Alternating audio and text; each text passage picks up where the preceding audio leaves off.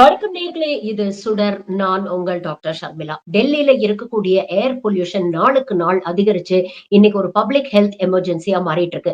ஆனா, ஆளும் பாஜக அரசும் சரி, இங்க இருக்கக்கூடிய மீடியாக்களும் சரி, அத பத்தி வாயே திறக்க மாட்டேங்கிறாங்க. எந்த அளவுக்கு பிரச்சனை சீரியஸா இருக்கு அப்படிங்கறத தான் இந்த காணொளியில பார்க்க போறோம். இந்த பிரச்சனை எப்படி பூதாகரமா வெடிக்குது அப்படின்னு பார்த்தீங்கன்னா, தீபாவளி கொண்டாட்டத்தை அடுத்து. இந்த வருஷம் தீபாவளிய டெல்லியில இருக்கக்கூடிய டெல்லி வாழ் மக்கள் வந்து ரொம்ப கோலாகலமா கொண்டாடணும் அப்படின்னு நினைச்சாங்க. பாஜக ஆட்சிக்கு வந்ததும் சுப்ரீம் கோர்ட்டுக்கு பிரஷர போட்டு கிரீன் கிராக்கர்ஸ் வெடிக்கலாம் அப்படின்னு கிராக்கர் பேனர் ரிமூவ் பண்ணது ஒரு பக்கம்.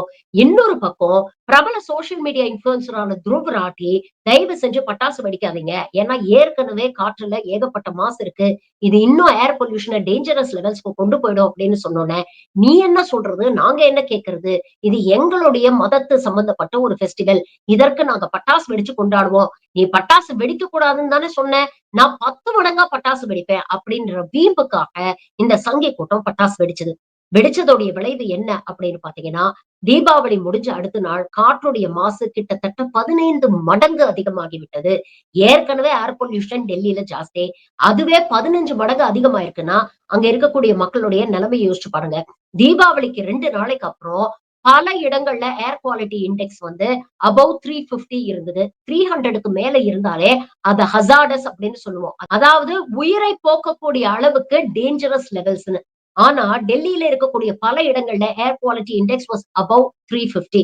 ஆனா ஸ்டாட்டிஸ்டிக்ஸ பத்தி எல்லாம் பிஜேபி கவலையே பட மாட்டாங்க. ஏன்னா அந்த அளவுக்கு தான் அவங்க ஸ்டாட்டிஸ்டிக்ஸ மெயின்டெய்னே பண்றாங்க.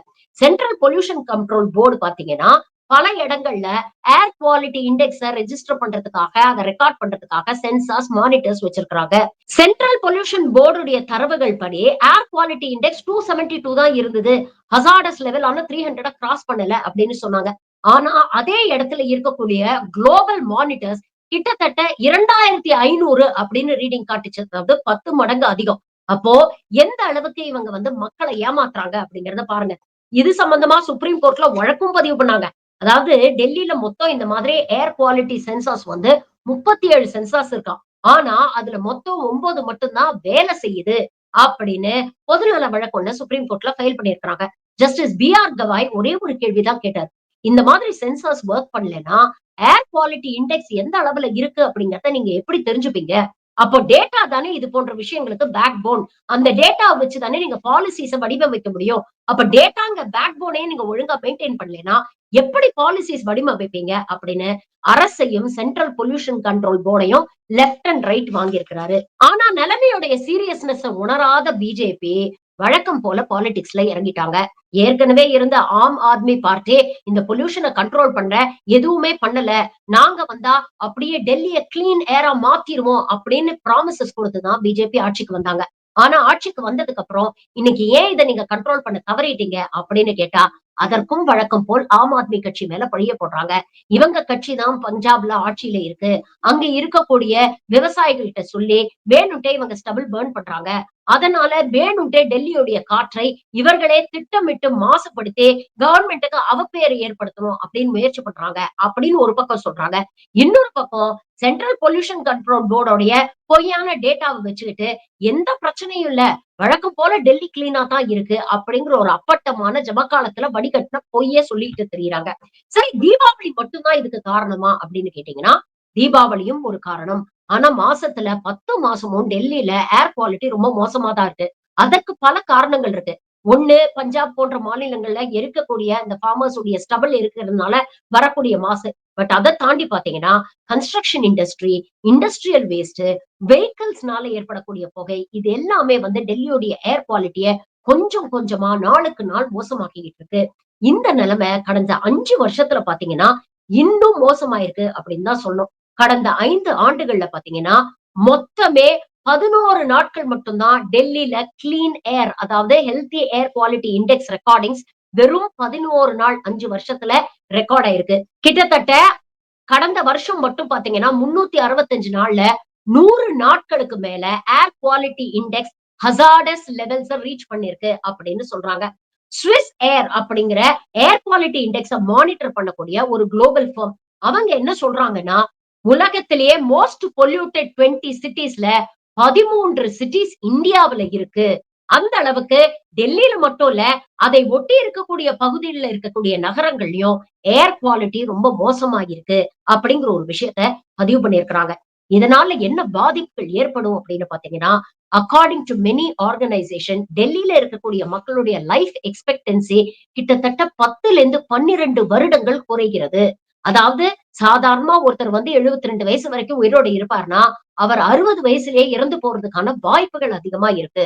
கடந்த 2021ஆம் ஆண்டு முதல் கிட்டத்தட்ட 1,70,70,000 குழந்தைகள் 5 வயசுக்குள்ள இந்த காற்று மாசுனால இறந்து போயிருக்கிறாங்க. அதாவது ஒரு நாளைக்கு கிட்டத்தட்ட 464 குழந்தைகள். அப்படின்னா யோசிச்சு பாருங்க, எந்த அளவுக்கு இந்த பிரச்சனை சீரியஸா இருக்குன்னு. அது மட்டும் இல்ல, லான்செட் அப்படிங்கிற ஒரு மெடிக்கல் ஜர்னல் வெளியிட்ட தரவுகள்ல 2009ல ஆரம்பிச்சு 2019 அதாவது 10 வருஷத்துல டெல்லியில மட்டும் கிட்டத்தட்ட 15 லட்சம் பேர் இந்த ஏர் பொல்யூஷன்னால இறந்து போயிருக்காங்க.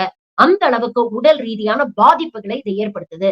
நெறைய பேருக்கு இன்னைக்கு கூட ஒரு செய்திங்க. ஆ டெல்லியில 60% பேருக்கு மேல அவங்களுக்கு ஐ ப்ராப்ளம்ஸ் வந்திருக்கு. இந்த காற்ற தொடர்ந்து அவங்க பார்க்கறதுனாலயும், அந்த காற்றுலயே அவங்க வாழ்றதுனாலயும் ஐ ப்ராப்ளம்ஸ் நெறைய வந்திருக்கு. உடல் ரீதியான problems, heart diseases, lung cancer, chronic obstructive pulmonary disease போன்ற லாங் ஸ்டாண்டிங் நோய்கள். இது போன்ற நோய்கள் கொஞ்சம் கொஞ்சமா நம்ம ஹெல்த்த டிட்டோரேட் பண்ண ஆரம்பிக்கும். இது நடக்கும்பொழுது என்ன ஆகுது? நம்மளுடைய புரொடக்டிவிட்டி குறையுது. புரொடக்டிவிட்டி குறைஞ்சதுன்னா என்ன ஆகும்? அவங்களுடைய வாழ்வாதாரம், வருமானம் பாதிக்கப்படும். இன்னொரு பக்கம் பார்த்தீங்கன்னா, வருமானம் பாதிக்கப்படக்கூடிய அதே நேரத்துல மெடிக்கல் காஸ்டும் இன்கிரீஸ் ஆகுது. அவங்களுடைய மருத்துவத்துக்காக அவங்க செலவு செய்யக்கூடிய தொகை அதிகமாகுது. இந்தியால இந்த காற்று மாசுனால மட்டும் நம்மளுடைய எக்கானமில கிட்டத்தட்ட $150 பில்லியன் நமக்கு நஷ்டம் ஏற்படுது அப்படின்னு சொல்றாங்க. அப்போ இது எவ்வளவு பெரிய சீரியஸான ஒரு நேஷனல் ஹெல்த் எமர்ஜென்சி அப்படிங்கிறது இப்ப புரியுதா? ஆனா டெல்லியுடைய முதலமைச்சர் ரேகா குப்தாவாக இருக்கட்டும், இல்ல நாட்டுடைய பிரதமர் மோடியாக இருக்கட்டும், இத பத்தி இந்த நிமிஷம் வரைக்கும் வாய தொறந்து ஒரு வார்த்தை கூட பேசல. அப்படிங்கிறது தான் இதோடைய அவலம். இவங்கள சொல்லி பிரயோஜனம் இல்ல. ஏன்னா, இவங்க பேசுறதெல்லாம் நல்லா பேசுவாங்க.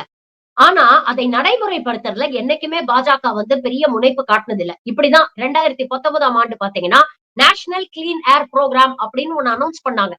ஆனா, கடந்த மார்ச் 2025ல மினிஸ்ட்ரி ஆஃப் என்வைரன்மென்ட் பார்லிமென்ட்ல கொடுத்த தகவல் என்ன தெரியுமா?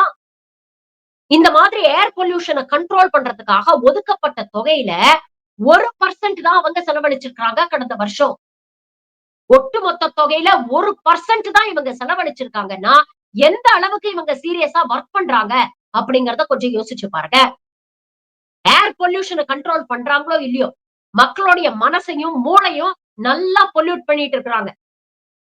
சிறுபான்மையினர்னால உங்களுக்கு ஆபத்து, தலித்துகள்னால உங்களுக்கு ஆபத்து அப்படின்ற வெறுப்பும், பிரிவினைவாதமும் பேசி நம்ம உள்ளத்தையும், மூளையும் பொல்யூட் பண்றாங்களே தவிர, உண்மையிலேயே இருக்கக்கூடிய பொல்யூஷனை அட்ரஸ் பண்ண தவறிட்டாங்க அப்படிங்கிறது தான் உண்மை.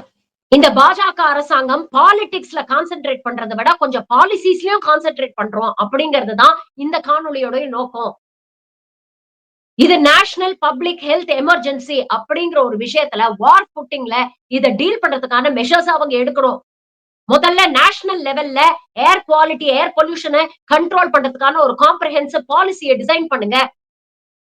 எல்லா மேஜர் சிட்டீஸ்லயும் இது போன்ற ஏர் பொல்யூஷன் அதிகமா இருக்கக்கூடிய சிட்டீஸ்ல ஏர் குவாலிட்டி இண்டெக்ஸ மானிட்டர் பண்றதுக்கான சென்சர்ஸ், மானிட்டர்ஸ இன்ஸ்டால் பண்ணுங்க. அத ரெகுலரா மானிட்டர் பண்ணுங்க. வேலை செய்யலன்னா, அத வேலை செய்யற மாரி முதல்ல பாத்துக்கங்க. உங்க கன்வீனியன்ஸ்க்காக அத வேலை செய்யாத மாதிரி பாத்துக்காதீங்க. அதுக்கப்புறம் கன்ஸ்ட்ரக்ஷன் இண்டஸ்ட்ரியா இருக்கட்டும், இல்ல இண்டஸ்ட்ரீஸா இருக்கட்டும், ரூல்ஸ் அண்ட் ரெகுலேஷன்ஸ ஸ்ட்ரிக்ட்டா ஃபாலோ பண்றாங்களா? என்விரான்மென்ட்ட பொறுத்த வரைக்கும் இது போன்ற companies rules and regulations follow பண்ணலன்னா, அவங்க மேல ஸ்ட்ரிக்ட்டா நடவடிக்கை எடுங்க. கிளீன் எனர்ஜி ஆல்டர்னேட்டிவ்ஸ வந்து என்ஃபோர்ஸ் பண்ணுங்க.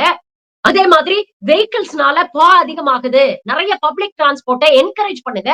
மக்கள் பப்ளிக் டிரான்ஸ்போர்ட், மெட்ரோ, பஸ்ஸுகள யூஸ் பண்றதுக்கு அவங்கள என்கரேஜ் பண்ணுங்க. அப்போ வெஹிகுலர் டிராபிக் குறையும். ஆட்டோமேட்டிக்கா பொல்யூஷன கண்ட்ரோல் பண்ண முடியும். ஏன்னா வெஹிக்கிளோட ஸ்மோக் இந்த ஏர் பொல்யூஷனுக்கு ஒரு மேஜர் கான்ட்ரிபியூட்டர் அப்படின்னு சொல்றாங்க. விவசாயிகள குத்தம் சொல்லி எந்த பிரயோஜனமும் இல்ல. அதே மாதிரி எரிக்க கூடாதுன்னு பேன் பண்றதுனால எந்த பிரயோஜனமும் இல்ல. அதற்கான ஆல்டர்னேட்டிவ் என்ன அப்படிங்கறத பாவம் அந்த மக்களுக்கு நீங்க எடுத்து சொல்லி, அதற்கான வழிவகையே செய்து கொடுக்கணும். ஸ்டபிள் பர்னிங்க பேன் பண்ணா மட்டும் போதுமா? அதற்கான ஆல்டர்னேட்டிவ் என்ன? அப்ப அந்த ஸ்டபிள டெஸ்ட்ராய் பண்றதுக்கான மெஷினரி ஏதாவது அவங்களுக்கு சப்சிடில குடுங்க. இல்ல பயோகேஸ் பிளான்ட்ஸ உருவாக்குங்க. அது மூலமாக இத எப்படி நல்ல எனர்ஜியா கன்வெர்ட் பண்ணி ரீயூஸ் பண்ண முடியும் அப்படிங்கிறதுக்கான வழிவகைகள பண்ணுங்க. இப்படி பாலிசி ரீதியாக யோசிக்கிறத விட, இது மூலமாக என்ன பாலிடிக்ஸ் பண்ணலாம் அப்படின்னு யோசிச்சுட்டு இருந்தீங்கன்னா, இந்த நிலைமை என்னைக்குமே சரியாகாது. இதெல்லாம் என்னைக்கு இந்த அரசாங்கத்தை எதிர்த்து நாம கேள்வி கேட்க போறோம்? சொல்லுங்க. ஏன்னா, இதனால பாதிக்கப்படுறது நாம. அவங்க நல்லா ஏசி ரூம்ல ஏர் பியூரிஃபையரோட உட்கார்ந்துக்கிறாங்க. அதையும் நம்ம கட்டுற வரி செலவிலேயே பண்ணிக்கிறாங்க. ஆனா, பாவம் தினம் தினம் வீட்ட விட்டு வெளியில போகக்கூடிய குழந்தைகளாகட்டும், பள்ளிக்கு, கல்லூரிக்கு செல்லக்கூடிய மாணவர்களாகட்டும், வேலைக்கு செல்லக்கூடிய நடுத்தர ஏழை எளிய மக்களாகட்டும், எல்லாருமே தானே பாதிக்கப்படுறோம். என்னைக்கு இந்த அரசாங்கத்தை நோக்கி கேள்வி எழுப்ப போறீங்க? நீங்க கேள்வி எழுப்புனா தான் அதுக்கு உங்களுக்கு தீர்வு கிடைக்கும். நமக்கு என்ன பிரச்சனை? எல்லாத்தையும் அடுத்தவங்க பார்த்துக்குவாங்க அப்படின்னு அலட்சியமா இருந்தோம்னா, இது போன்ற காற்று மாசு நம்மளுடைய வாழ்க்கையிலிருந்து ஒவ்வொரு வருஷத்தையா நாளுக்கு நாள் குறைச்சுக்கிட்டு இருக்கு அப்படிங்கிறத மறந்துறாதீங்க.